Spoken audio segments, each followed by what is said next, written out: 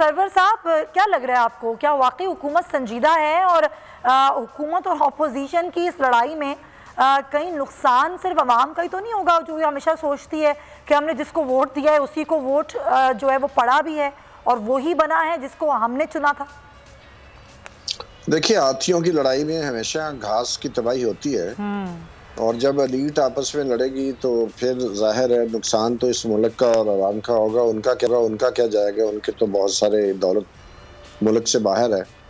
लेकिन बुनियादी बात यह है कि सारा मामला ईवीएम पे क्यों अटक गया है। जैसे पराचा साहब ने कहा और बाकी दोस्तों ने बात की है कि पाकिस्तान में इस वक्त जो है एक शख्स जो है वो 10-10 जगह से इलेक्शन लड़ता है और उसके बाद हर जनरल इलेक्शन के बाद एक हमें मिनी जनरल इलेक्शन करवाना पड़ता है जिस पर अरबों रुपए फिर खर्च होते हैं। किसी दुनिया के मुल्क में इस किस्म का कानून नहीं है और ये सारी जो अपोजिशन है इस वक्त और रूलिंग पार्टी है, इन्होंने 2017 में जो एक्ट बनाया है उसमें कोई ऐसी चीज़ नहीं डाली जो हमारा आइन का आर्टिकल 38 है जो मोनोपोलीज के खिलाफ है।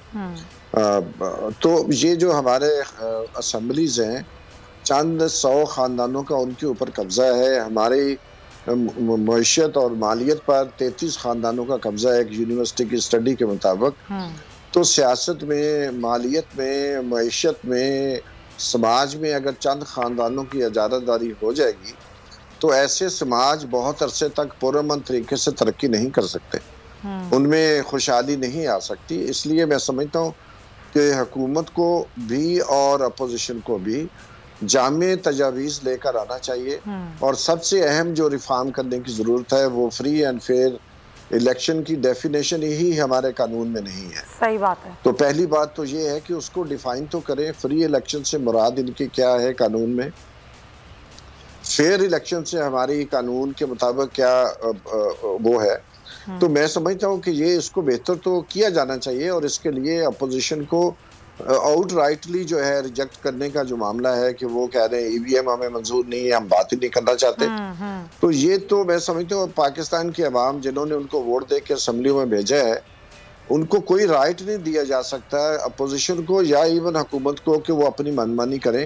अगर जिसको भी कोई एतराज है तो वो अपना एतराज जो है उसके लिए अवाम को जो है वो एजुकेट करें कि किन बुनियादों पर ईवीएम को वो रिजेक्ट कर रहे हैं और हुकूमत किन बुनियादों पर इलेक्शन को ईवीएम के जरिए करवाना चाहती है। महज ये कह देना कि हम करवाएंगे तो ये काफ़ी नहीं है। तो ये बहुत ज़रूरी है पब्लिक ट्रस्ट बिल्डअप किया जाए और ये हुकूमत पर ज़्यादा जिम्मेदारी है क्योंकि हुकूमत कह रही है।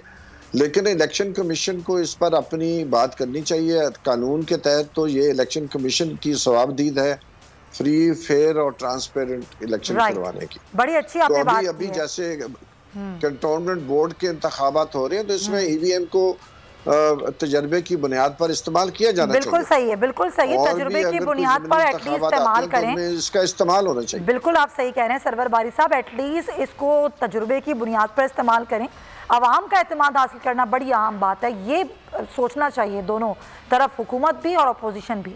शौकत पराचा साहब, बचपन से ही हम यही सुनते आए, ये धांधली होती है, वोट खरीदे जाते हैं, वोट बेचे जाते हैं और ठप्पे लगते हैं, अपनी मर्जी के वोट दिलवाए जाते हैं। क्या लग रहा है आपको कि आगे आने वाली नस्ल भी क्या यही सुनती आएगी और यही देखती आएगी या कोई तब्दीली आएगी? देखिए, ठप्पे लगते रहे, रेफरेंडम होते रहे, इलेक्शन में धांधली होती रही, लेकिन हर दौर में इसके खिलाफ आवाज़ भी उठती रही है। ये नहीं है कि किसी ने इसको तस्लीम कर लिया। 90 का इलेक्शन जो बाद में सुप्रीम कोर्ट में असर खान की पिटीशन आई थी, जनरल असद दुरानी साहब का वो आया था, एक स्टेटमेंट आया था, एफिडेविट था, फिर पीपल्स पार्टी ने एक वाइट पेपर शाये किया था। 2013 के बाद 2014 में इमरान खान जो धरना लेके आए थे उसका बुनियादी तो ग्रीवेंस यही था कि 4 हल्के आपने नहीं खोले तो लिहाजा धांधली ज़दा इलेक्शन थे। अब की जो अपोजिशन है ये तो पहले दिन से कह रही है कि आप सिलेक्टेड हैं, आप धांधली के ज़रिए धांधली की पैदावार हैं। मतलब ये है कि शिकायत भी होती रही हैं लेकिन वो अमल भी जारी रहा है। अगर ये टेक्नोलॉजी के ज़रिए कोई रुकावट बनती है और इसको अगर अपोजिशन के साथ पहले शेयर किया जाता, इतना ज़्यादा अभी जितना हुकूमत ऑब्सेशन का शिकार नज़र आ रही है, इससे तो लग रहा है कि कोई ना कोई हिडन एजेंडा है। वरना इतनी ऑब्सेशन ना होती। दूसरी बात यह है कि अगर वाकई ज्वाइंट सेशन में ये कोई ऐसा कानून पास करवा लेते हैं तो फिर इलेक्शन कमीशन का काम तो कानून पर अमल दरामद करना है। फिर कमीशन बाउंड हो जाएगा उस सिस्टम के जरिए, उस निज़ाम के जरिए। पॉलिटिकल पार्टीज के पास फिर क्या ऑप्शन बचेगा? बाइकआउट करेंगे। बाइकआउट 85 की इलेक्शन का बाइकआउट का एक ही सबक पार्टियों ने सीखा है कि आप फील्ड ओपन ना करें किसी के लिए। मसलन जैसे इसी इलेक्शन में 2018 के फौरन बाद मौलाना फजलुर रहमान ने कहा था और आप तक कह रहे हैं रिजाइन करने का, तो सियासी जमातों ने रिजाइन नहीं किए कि आप ओपन फील्ड ना दें किसी को।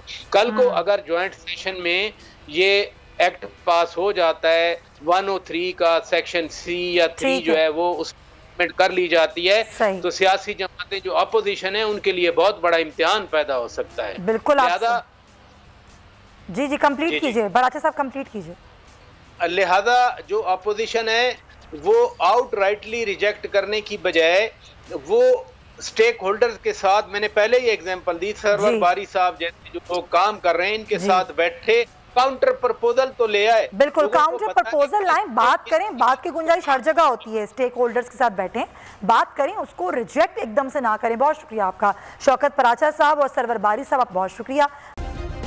सब्सक्राइब करें और बेल दबाएं ताकि कोई खबर रह न जाए।